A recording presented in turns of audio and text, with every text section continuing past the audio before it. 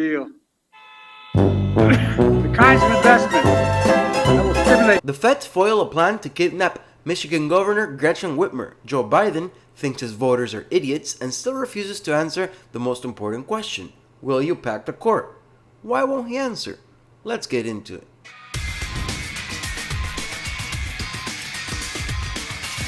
On this show, we're constantly trying to gauge who the worst mayors in America are. It's a difficult task. We have many ludicrous mayors. Ted Wheeler constantly makes the top 3 worst mayors of America.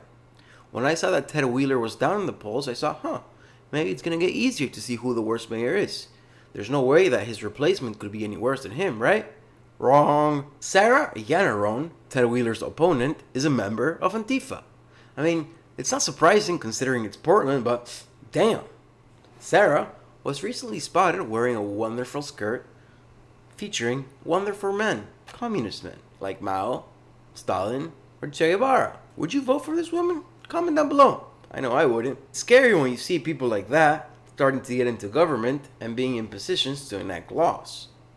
You could protest them, you could vote them out, but the one thing you can do is threaten them with violence. While we have not yet done a worst governors of America on this show, Gretchen Whitmer of Michigan, I'm sure, would constantly make the top 3.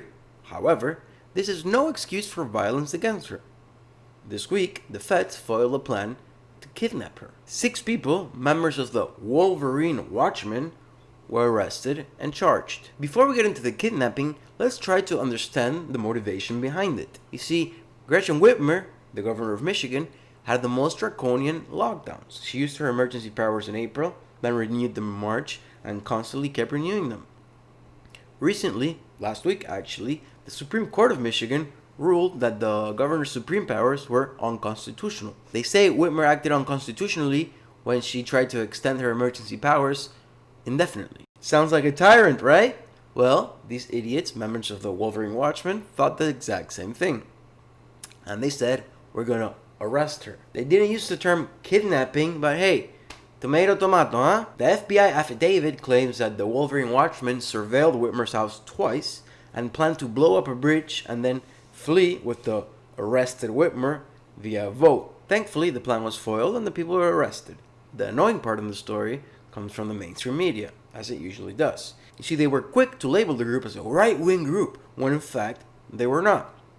One of the guys participated in a Black Lives Matter protests, and the others are in videos saying that Trump is a tyrant. Does this guy look like a conservative to you?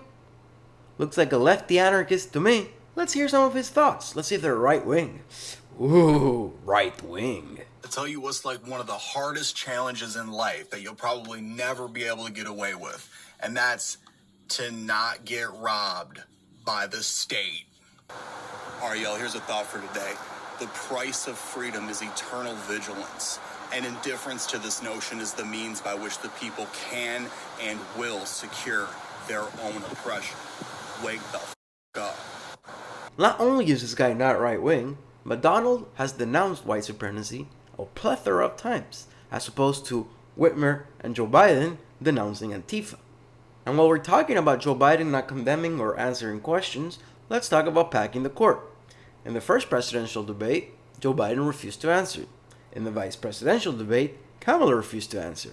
And now, Joe still refuses to answer. Yesterday, Joe was asked again about court packing, and here's his answer. They'll know my opinion of court packing when the election is over. Now look, I know it's a great question, y'all, and I don't blame you for asking it. But you know, the moment I answer that question, the headline in every one of your papers will be about that.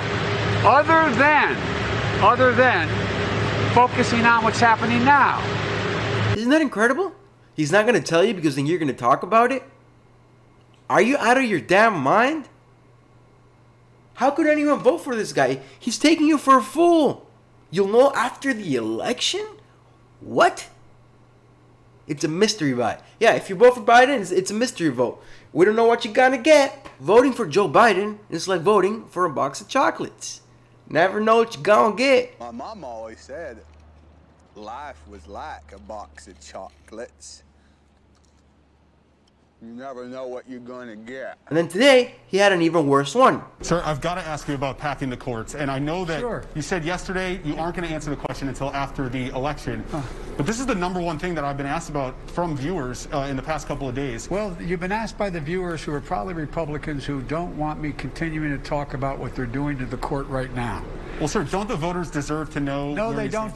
I'm not going to play his game. Did you catch that? The American people don't deserve to know. How could you vote for this guy? How can anybody vote for this blathering, this honest buffoon? If you don't want to vote for Trump, that's fine. I understand. Don't vote for Trump. But how could you vote for this guy? He's straight up telling you, you don't deserve to know his opinions, and he deserves to be voted in without telling you his opinions. Lastly, I want to leave you with this gem. Who in the flying fuck cares what this little girl has to say? Just for that, a Biden supporter should just not vote. How dare you? If you still want to vote for Biden, please comment down below and explain to me why. Thank you for watching. Like, subscribe. Ginger out.